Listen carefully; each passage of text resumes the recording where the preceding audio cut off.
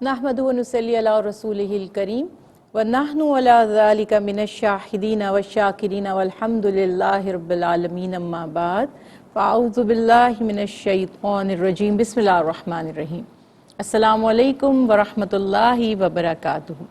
ناظرین، پروگرام ہے سیرت مصطفیٰ صلی اللہ علیہ وآلہ وسلم۔ پروگرام کے آغاز میں ایک بات جسٹ فار ریمائنڈر کہتی چلوں کہ نبی کریم صلی اللہ علیہ وسلم کی پیاری حدیث مبارکہ ہے کہ بخیل ہے وہ شخص جس کے سامنے میرا ذکر کیا جائے اور وہ مجھ پر درود نہ بھیجے۔ میں سمجھتی ہوں کہ ماشاءاللہ بہت سے لوگ اس بات سے واقف ہیں، لیکن کبھی کبھی بے خیالی بے دہانی میں ہم اس بات کو سمجھ نہیں پاتے، بھول جاتے ہیں، ہم سے غفلت ہو جاتی ہے۔ نام لیا جا رہا ہے، سیرت مصطفیٰ صلی اللہ علیہ وسلم پروگرام کا نام دہرایا جا رہا ہے۔ جتنی دفعہ ہم اس پروگرام میں گفتگو کرتے ہیں اور اللہ کے پیارے حبیب حضرت محمد مصطفیٰ صلی اللہ علیہ وآلہ وسلم کا ذکر کرتے ہیں، آپ سب سے یہی امید ہے کہ جتنی دفعہ آپ اس میں گرامی سنیں تو آپ صلی اللہ علیہ وآلہ وسلم پر درود شریف بھیجیں۔ اس سے بہترین تو کچھ بھی نہیں کہ جب تک بیٹھے ہیں اللہ کے حبیب کے ذکر کو سننے کے لیے مستقل اپنے دل اور دماغ کو درود پاک میں لگائے بھی رکھیں اور ساتھ ساتھ سنتے بھی رہیں، لیکن خصوصی طور پر جب اس میں گرامی آئے تو درود پاک پڑھتے رہیے۔ تو نہ صرف یہ کہ سیرت مصطفیٰ صلی اللہ علیہ وسلم اور اللہ کے پیارے حبیب کے پیارے کردار سے آگہی حاصل ہوگی، معلومات حاصل ہوگی، علم اضافہ ہوگا، بلکہ اللہ کی رحمتوں کا حصول بھی ہوگا، کیونکہ جو شخص اللہ کے پیارے حبیب حضرت محمد مصطفیٰ صلی اللہ علیہ وآلہ وسلم پر ایک بار درود شریف پڑھ لیتا ہے، اللہ تعالیٰ اس پر 10 مرتبہ رحمت نازل فرماتے ہیں، اس کے 10 گناہوں کو بخش دیتے ہیں اور اس کی 10 حاجتیں پوری ہوتی ہیں۔ یہ مستند ترین صحیح روایات سے، صحیح احادیث مبارکہ سے میں نے مختصر آپ کے سامنے فضائل درود شریف بھی بیان کر دیے تاکہ ہمیں زیادہ سے زیادہ توفیق ہو اور رغبت ہو۔ پروگرام کو دوبارہ سے شروع کرتے ہیں، اپنے بات کے سلسلے کو دوبارہ ہم شروع کرتے ہیں اور بات ہم کر رہے ہیں اللہ کے پیارے حبیب حضرت محمد مصطفیٰ صلی اللہ علیہ وسلم کی سیرت مطہرہ اور کردار کی۔ یہ بات یاد رکھیے کہ اللہ کے حبیب حضرت محمد مصطفیٰ صلی اللہ علیہ وسلم کے اوصاف اور کردار اور آپ کی صفات اعلان نبوت کے بعد ظاہر نہیں ہوئی۔ نبوت کا اعلان آپ صلی اللہ علیہ وسلم نے 40 برس کی عمر مبارکہ میں کیا۔ اس سے پہلے کی حیات مبارکہ کیا ہے؟ آپ صلی اللہ علیہ وسلم کی پیدائش کیسی بابرکت تھی؟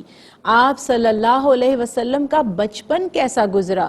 نبی کریم صلی اللہ علیہ وسلم نے اعلان نبوت سے پہلے اپنی جوانی کا جو زمانہ تھا اہل عرب میں، اہل مکہ میں رہتے ہوئے کس طرح گزارا؟ یقیناً ہم جاننا چاہتے ہیں اور جاننا بھی چاہیے۔ اس لیے جاننا چاہیے کہ جو اللہ کے انبیاء ہوتے ہیں، جو اللہ کے پیغامبر ہوتے ہیں، جو اللہ کے میسنجر ہوتے ہیں، جو اللہ کے رسول ہیں، وہ پیدائشی رسول ہوتے ہیں۔ یہ بات ہمیشہ یاد رکھیے گا۔ ان کا بچپن بھی عام بچوں کے بچپن جیسا نہیں ہوتا، ان کی جوانی عام جوانوں جیسی نہیں ہوتی۔ ہمیشہ ہر دن بچپن سے لے کر دنیا سے تشریف لے جانے تک انبیاء کرام اللہ تعالیٰ کی خاص توجہ میں ہوتے ہیں اور ان کا کردار، ان کے افعال، ان کے اعمال ہمیشہ سے قابل تعریف رہتے ہیں۔ بہت سے لوگوں کو یہ غلط فہمی ہو جاتی ہے، اس لیے یہ باتیں واضح کرنا میں بہت ضروری سمجھتی ہوں۔ یاد رکھیے نبی کریم صلی اللہ علیہ وآلہ وسلم سے پہلے بھی جتنے انبیاء کرام مبعوث ہوئے تشریف لائے سب معصوم تھے، ہر طرح کے صغیرہ اور کبیرہ گناہ سے مکمل طور پر پاک، شیطانی وسوسوں سے مکمل طور پر محفوظ۔ اور جب بات ہوگی اللہ کے حبیب حضرت محمد مصطفیٰ صلی اللہ علیہ وسلم کی، کہ جن کو اللہ نے انبیاء کا بھی امام قرار دیا، جن پر نبوت کو تکمیل دے دی گئی، جن پر تعلیمات کو انتہا تک پہنچا دیا گیا، تو کوئی کیسے گمان کر سکتا ہے، کوئی کیسے تصور کر سکتا ہے کہ نبی کریم صلی اللہ علیہ وسلم کا بچپن، آپ کی جوانی اور تمام عمر اللہ تعالیٰ کی صرف فرما برداری میں نہ گزری ہو؟ یقیناً آپ صلی اللہ علیہ وسلم بچپن سے لے کر اعلان نبوت تک بھی اللہ کے ایسے ہی فرما بردار تھے۔ یہ اللہ کی حکمتیں تھیں۔ جب اللہ نے چاہا آپ صلی اللہ علیہ وسلم کو اعلان نبوت کرنے کا اذن عطا کیا۔ بچپن میں دیکھیے بچے، ہمارے گھروں میں بھی جب ہم دیکھتے ہیں عام، تو بچوں میں کچھ نہ کچھ ڈفرنسز ہوتے ہیں، کچھ چیزیں کامن ہوتی ہیں اور کچھ تھوڑے سے ان یوزول آپ کو بچے نظر آتے ہیں۔ کچھ بچے سنجیدہ مزاج نظر آتے ہیں، بہت ضد نہیں کرتے، بہت زیادہ فرمائشیں نہیں کرتے، ٹینٹرم نہیں کرتے، روتے پیٹتے نہیں ہیں، بلا وجہ تنگ نہیں کرتے پیرنٹس کو، اوبیڈینٹ ہوتے ہیں، بہت ہی کہنا چاہیے کہ دھیمے مزاج کے بچے ہوتے ہیں۔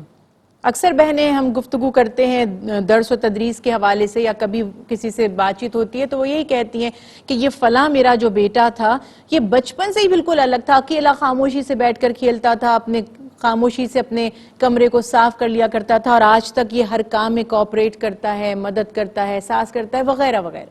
آپ سنتے ہیں کہ ہاں ہم میں بھی، ہم عام لوگ ہیں، گناہگار لوگ ہیں، اللہ کے حبیب کے ادنا امتی ہیں۔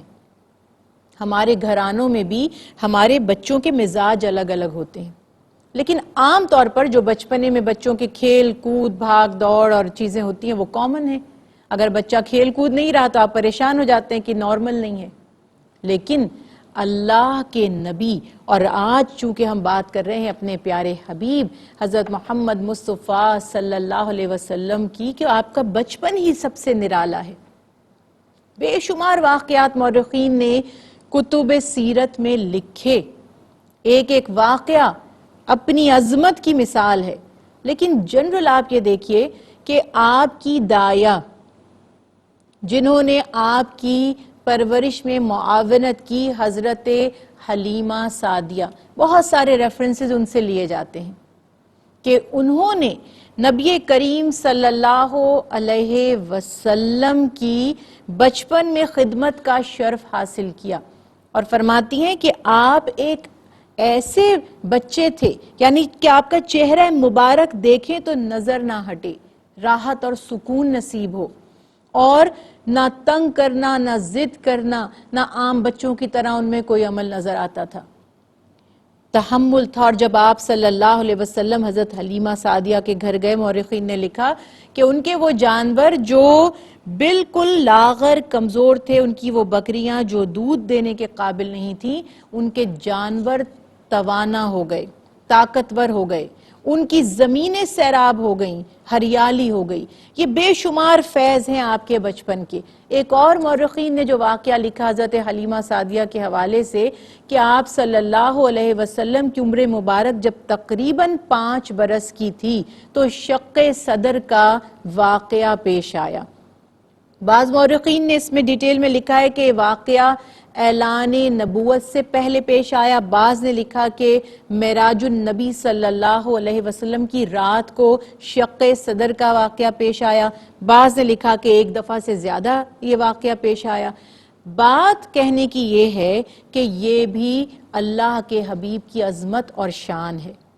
آپ صلی اللہ علیہ وسلم کو اللہ تعالیٰ نے قوت قلبی اور وہ عظمت عطا فرمائی کہ آپ اللہ کے اس کلام کا بوجھ اٹھا سکیں، اس قرآن کا کہ جس کی ایک آیت مبارکہ اگر پہاڑ پر نازل کر دی جاتی تو وہ بھی ریزہ ریزہ ہو جاتا.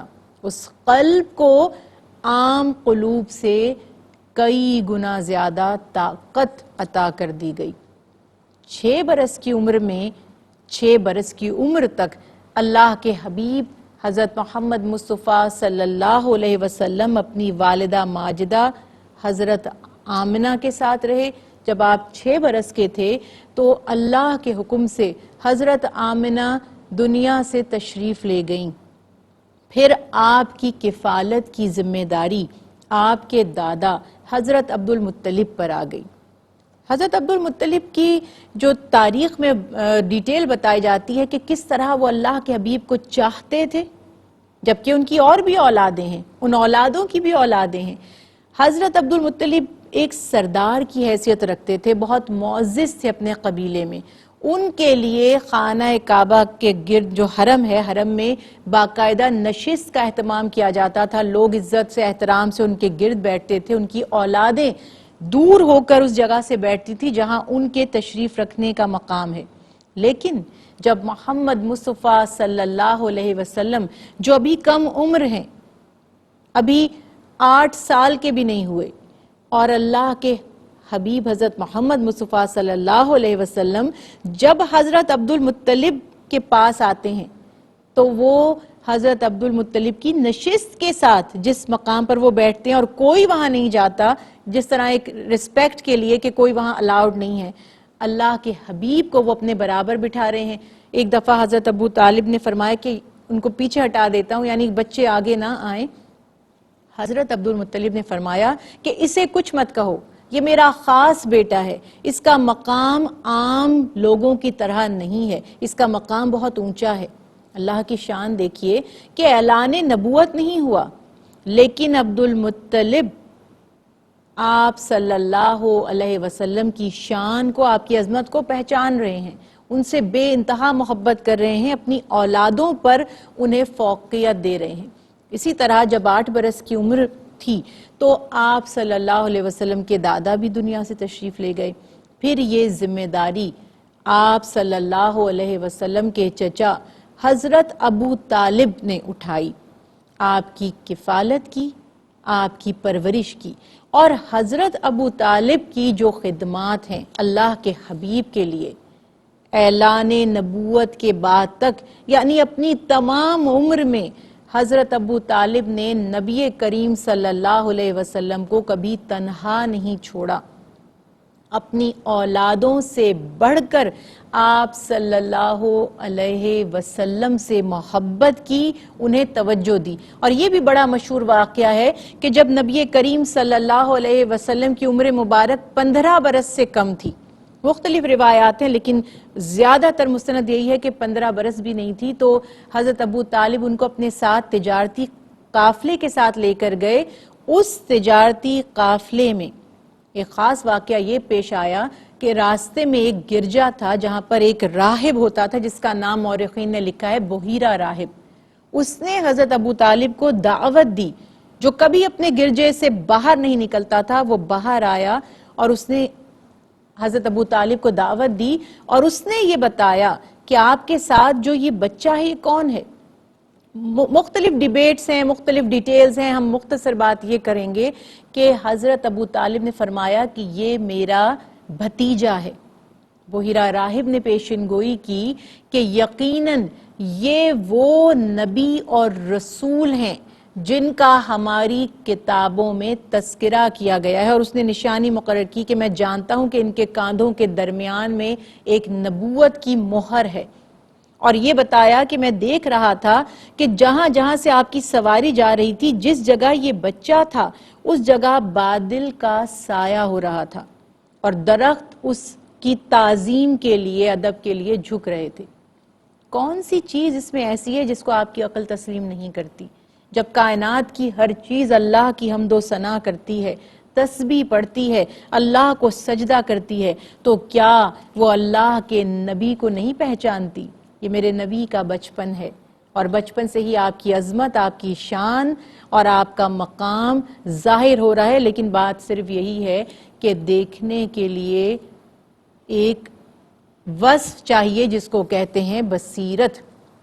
اللہ نے جنہیں وہ بصیرت عطا فرمائی وہ ہمیشہ سے اللہ کے نبی کو اعلان نبوت سے پہلے بھی جانتے رہے اور پہچانتے رہے۔ انشاءاللہ اگلے پروگرام میں مزید گفتگو کریں گے سیرت طیبہ کے حوالے سے۔ وما علینا الا البلاغ المبین۔